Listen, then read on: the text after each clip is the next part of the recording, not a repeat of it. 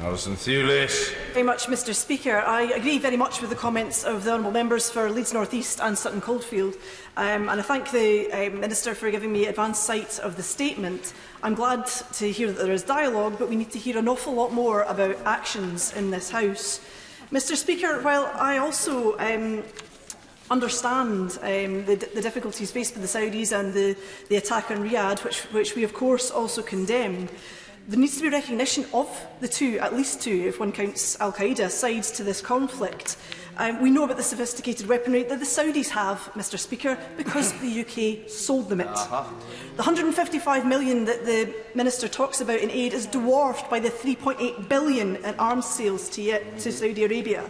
And there are daily reports of Yemeni civilians on the ground being hit by Saudi airstrikes. Will the Minister speak a little bit more about those? Aid agencies, Mr Speaker, have been reporting for years about the difficulties of getting aid into Yemen and across Yemen. The difficulties faced by aid agencies in getting visas and about moving goods across the country and moving people about the country. Only recently I heard from the head of Islamic Relief, who found that when he was visiting to see how their projects were going, he could not travel around the country either due to the visa systems that are in operation.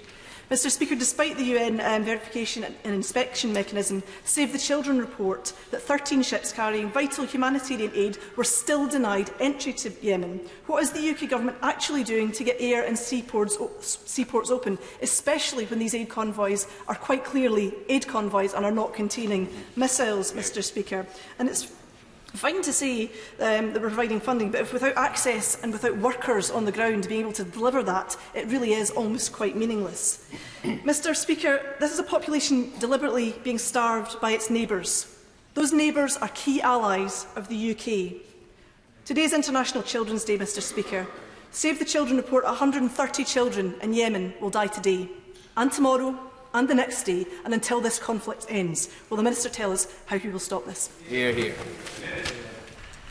Well, again, Mr Speaker, I come to the last point of the Honourable Lady's remarks. How will this conflict come to an end? This conflict will come to an end when both sides are brought together by those who make it clear that there is no military solution to this and there has to be a political solution. That is what the United Kingdom has been seeking to do for many months now, through meetings with appropriate parties here in London, in New York, in the region. And we share the frustrations because, like others, we can see the impact. But if I might comment on one or two of the other Honourable Ladies' perfectly proper remarks. Firstly, the key test for our continued arms exports to Saudi Arabia in relation to international humanitarian law is whether there is a clear risk that those items subject to the licence might be used in a serious violation of international humanitarian law. That situation is kept under careful and continual review, and of course, like all other aspects of the United Kingdom's arms control policy, it is subject both to rigorous examination here and of course by the law. The Honourable Lady is right to raise access, as we have done. It doesn't mean that our work now is meaningless, as she indicated. I'm sure she doesn't mean that. We're working through partners who are there on the ground, but distribution is harder. Of course it is. But this is not just in coalition-controlled areas, it's also in Houthi-controlled areas. And I do have to remind the House there is two sides to this. Lastly, if I may deal again with the subject of arms exports, because I know it's fundamental, and I did relate that to the Honourable Lady the other week, and I shall do so again if I may, because I don't mean to be harsh on it.